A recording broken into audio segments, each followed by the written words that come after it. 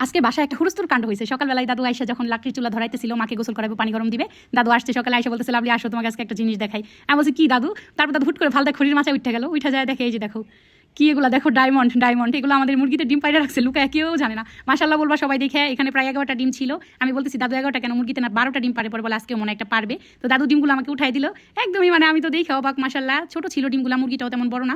এই যে দেখো একদম স্যাঁতস্যাঁতা হয়ে রয়েছে বৃষ্টিতে পুরো পরিবেশ। আর আমার ভাইয়ের 5-6 দিন যদি একটা না মাছ ভাত মাংস খায়, আমার ভাইয়ের খুবই বাজে ফিল হয়।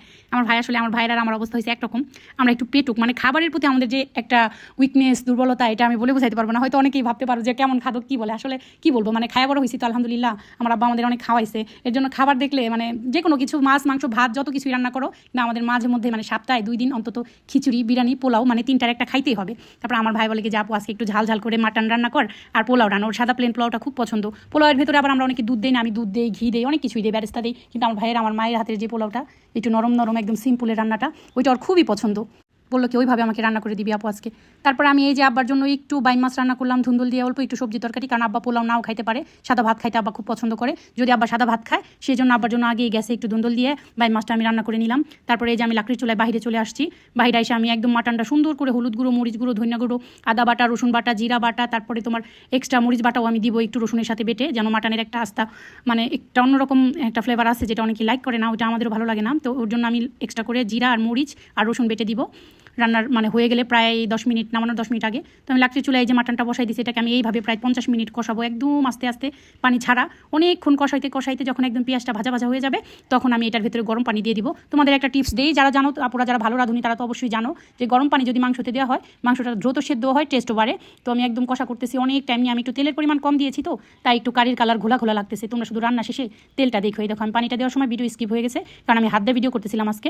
এই যে দেখো উপরে কত তেল উঠে গেছে। আমি কিন্তু সরিষার তেল দিয়ে রান্না করি আমাদের বাসায়। আমার শ্বশুরবাড়িতে আমরা সাদা সয়াবিন তেল খাই, কিন্তু এই বাসায় সবাই সরিষার তেল খায়। এর জন্য দেখো মাটির চুলা রান্নার না ফ্লেভারের আলাদা একটা, মানে আলাদা একটা মুগ্ধকর গন্ধ আছে, মন মাতানো। সারা বাড়ি গ্রানে মোমো করতেছে। আমার ভাই তেমন আমার রান্নার প্রশংসা করে না, ওর ভালো লাগে তাই খায়, কিন্তু সবসময় খাওয়ার পরে বলে এটা কি রান্না করছিস। আমার মনে হইতেছে আজকে আমার ভাই আমার প্রশংসা করবে, বলবে যে আপু রান্নাটা বেটার হয়েছে। দেখো তরকারির ঝোলটা একদম গাঢ় হয়ে আসতেছে। এই পর্যায়ে আমি চাবো যে একটু মরিচ আর রসুন আর জিরা একসাথে মিক্স করে বেটে দিয়ে দিতে। তারপরে এই কালারটা দেখো তরকারির এত সুন্দর আসবে। একদম টকটকা মরিচ বাটা, দেখো মনে হইতেছে অনেক মরিচ, এখানে আসলে মরিচের পরিমাণ কমই, 4টা মরিচ দেওয়া হয়েছে, আর একটু জিরা আর একটু রসুন। রসুনের পরিমাণটা সবসময় বেশি দিবা, তাহলে তরকারির গ্রানি হবে অন্যরকম। আমি একটা পেঁপে কেটে দিয়ে দিছি, বড় একটা পেঁপে, যেন মাংসটা তাড়াতাড়ি সিদ্ধ হয়। আর আমার মায়ের সবজি খেতে হয়, এখান থেকে তুলে আমি সবজি দিয়ে দিব, কারণ অন্য অন্য রান্না করতে আমার অনেক সময় লেগে যাবে। যেহেতু আপু ভাতটা রান্না করে দিছে আমার কাজিন, আমি পোলাও রান্না করবো, আপুর জন্য মাছ রান্না করছি, আবার মাটন, এই জন্য এটার ভিতরেই আমি একটা পেঁপে দিয়ে দিছি খুব বড় বড় করে কেটে। আর ওই কাজিনের গাছের পেঁপে খুবই ভালো পুষ্ট। আমি মানে মাঝে মধ্যে আপুকে বলছি যে আপু নিয়ে আইসো। দেখো তরকারির ফাইনাল কালারটা দেখি মনে হইতেছে না 1 প্লেট গরম ভাত খায় ফেলি কিংবা পোলাও খায় ফেলি।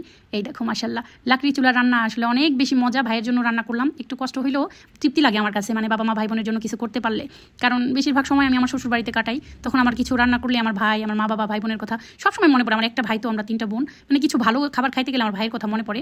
সবসময় ও ফোন দিলে যায় না, ওই বাসার মানুষ অনেক ভালো, আমার শাশুড়ি খুবই একটা ভালো মানুষ, সে সবসময় বলে ফোন দে, সবসময় ফোন দিলেও যায়ও না, আবার মাঝে মধ্যে ফোন দেওয়াও হয় না। তো এই যে আমি পোলাওটা বসাই দিছি, পোলাওটা আমি কীভাবে বসা হয়ে গেছে, আমি এখানে সাদা সোয়াবিন তেল দিয়েছি, তারপরে আদা বাটা, জিরা বাটা, রসুন বাটা দিয়ে তেলের মধ্যে একটু ভাজছি। এরপরে পানি ঝরানো চালটা দিয়ে একটু সময় নিয়ে ভাজছি। এখানে আমি গরম মশলাও দিয়েছিলাম, তারপরে দিয়েছি বেশ কয়েকটা কাঁচামরিচ। ভাজা ভাজা হওয়ার পরে এই যে আমি গরম পানি দিয়ে দিচ্ছি, পরিমাণ মতো গরম পানি আমি দিব। রাইস রান্না করতে যতটুকু পানি লাগে তার থেকেও আমি 1 মগ পানি বেশি দেবো, যেন পোলাওটা একটু নরম নরম হয়। আমার ভাই একটু নরম পোলাও পছন্দ করে। তো তোমরা কে কীভাবে রান্না করো অবশ্যই শেয়ার করবো, আর আমার রান্না যদি ভালো লাগে অবশ্যই কমেন্টে জানাবা। আর আজকে শুধুমাত্র আমার ভাইয়ের জন্য এই রান্নাটা করা। ওই যে দেখো লাস্টে আমি পানিটা মাপ করে 1 মগ পানি বেশি দিয়ে দিলাম। এখন আমি এটাকে ঢেকে দিয়ে জোরে একদম বলক তোলার পরে নিচে একটা ফ্রাই প্যান অথবা তাওয়া দিয়ে দিব। এই যে দেখাই তোমাদের, এখনই বলক তুলা যাবে, একদম টকবক টকবক বলক আসলে এত ভালো লাগে আমার। দেখো রাইসের একদম সিম্পল লুক, কিন্তু এটা খাইতে খুবই ভালো লাগবে। আমি এখন ওই যে পেছনের ওই তাওয়াটা বসাই দিব, তারপরে বসায় রেখে চলে যাবো, যেন একদম সুন্দর হয়ে চাল এদিক ওদিক সিদ্ধ হয়ে থাকে। আমি আর লাড়াচাড়াও করবো না, কারণ দরকার নাই, মাটির চুলার তাপে এমনিতেই অনেক সুন্দর হয়ে যাবে। তারপরে আমি দেখতেছি আমাদের সব হাঁস আজকে পুকুর থেকে উঠে আসছে। দেখো কি স্যাঁতস্যাঁতে পরিবেশ। আমার এখন আর বৃষ্টি ভালো লাগতেছে না। বৃষ্টি আসলে রাতের বেলা ভালো লাগে আর কিছু সময়ের জন্য। এই সব সময় বৃষ্টি হইলে মানুষ, অসহায় মানুষগুলা যারা রাস্তায় থাকে, যারা রাস্তায় ফেরি করে কাপড় বিক্রি করে, ফল বিক্রি করে, মানে রাস্তার পাশে যারা সব কিছু বিক্রি করে খায়, হকার, তাদের কি অবস্থা হচ্ছে। তো সবাই মিলে এখন খাবার খাবো। ভালো থাকো সবাই, আল্লাহ হাফেজ, আসসালামু আলাইকুম।